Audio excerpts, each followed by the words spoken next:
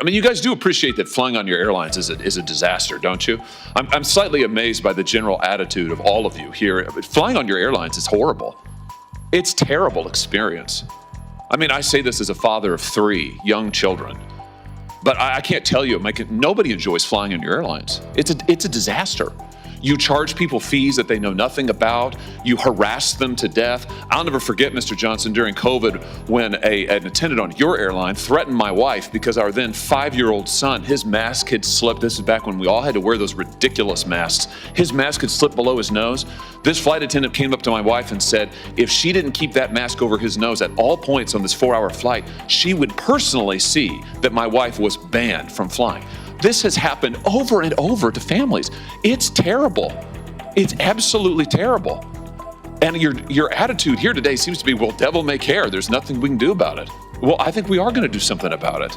So how much have you paid people to pull out customers who are in line with a bag that's 2 centimeters too big, Mr. Schroeder? Well, we recognize this is a hard job, and so therefore we incentivize them to do that. How much? It's $10 per bag. Wow.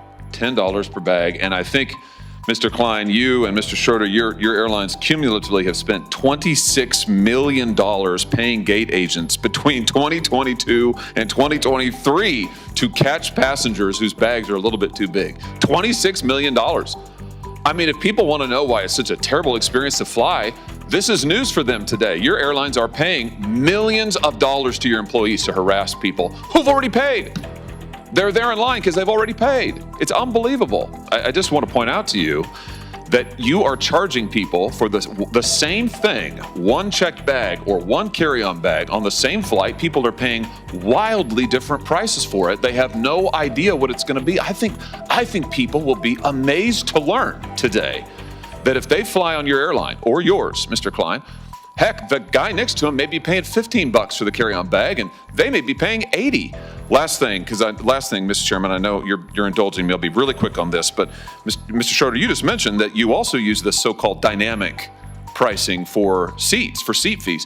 Why do you make people enter in their age and their geographic location and their gender before they can even see the cost of a seat? Why is that? That's been in place since 2014. Yeah, but why? It's because you're using those personal characteristics to generate the fees? No, absolutely. To generate the prices? Well, then why else do you require it? Mr. Klein, you do the same thing. Why is the gender relevant to what the seat is? This is all information that's needed in order to complete the transaction. No, it's not. Delta doesn't do it.